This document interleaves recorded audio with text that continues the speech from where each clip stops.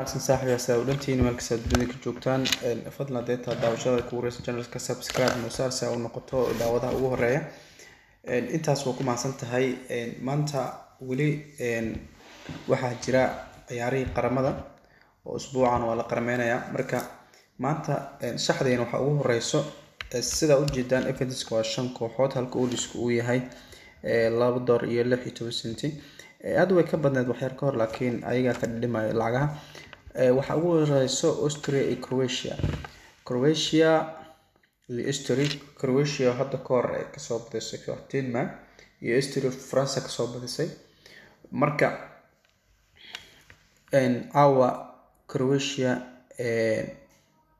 away way halka Austria ay home ay tahay marka guud ahaan awada waxa isleenahay sida qiyaasta guud ahaan la saadaalinayo caawina Croatia badi karto ama bridge ay gali karto marka anaga guud ahaan ciyaarta waxaan u dooreynaa Croatia inay badi karto ama bridge gali karto tan xigta waa Denmark iyo France awood ahaan France ayaa xoog badan sida ogteen Denmark waxaa ka soo badisay Croatia oo caawa Austria oo bixeyso marka Denmark iyo France waxaa leenahay handicap isticmaaleyna handicap kaasoo ah in France aan looga badi karin laba gool oo buuxa hal gool hadii looga badso France even ay dhacdo waxaan waa ciyaar reform ayaan qaadanaynaa balse hadii France laba gool looga badso loos walaki lama France markasta inay badi karta ayaan aaminsanahay guud ahaan ay ciyaarta waxa ku sii xigta kooxdan Iceland iyo maxaa ku yiraahdaa Turkiga oo ah shaxdeena saddexaad qaybka marka guud ahaan ciyaarta ayaan waxa u dooran waxa awood badan Turkiga awood badan laakiin awood lagu xisaabtama waxa qaran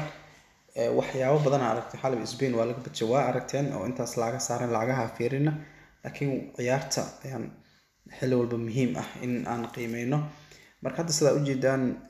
kooxda Iceland waxa saaran $9.6 halka ay saaran tahay Turkiga oo away ah $1.29 marka kuma ordayna ma dheheen way badinaysaa balse ciyaarta guud ahaan way badinaysaa am bridge ama waxa dhihi karnaa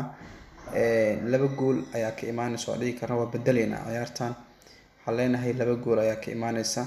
wayna ka imaanaysa macnaha taas ayaa igala fiicanba marka xilliga hore waxaan dhahnay guud ahaan ciyaarta bridge aan badisay laakiin waa bedelnay waxaan leenahay laba gool ayaa ka imaanaysa tan saddexaad midda kaleeto waxa waaye Netherlands iyo Belgium labadan xaqiiqdii Netherlands way soo badisay Belgium kana way soo badisay waana laba koox oo run ahaantii awoodooda aan la dhayalsan karin marka laakiin waxaan isticmaalnaa tan handicap kooxaha weyn oo kale handicap loo isticmaalaa Belgium oo kale waxaan leenahay Belgium oo kale waxaan leenahay in Belgium ka aan looga badi karin laba gool waxaan leenahay Belgium ka looga badi karo laba gool si fiican ii dhigayso waxaan leenahay Belgium ka looga badi karo laba gool handicap isticmaaleyna hadii laba gool looga badso waa loss waxa ugu dambeeyay Moldova iyo maxaa ku yiraahdaa kooxdan kaleeto Palestine marka labadan kooxood awood ahaan Moldova oo tookada hore soo badisay iyada away ah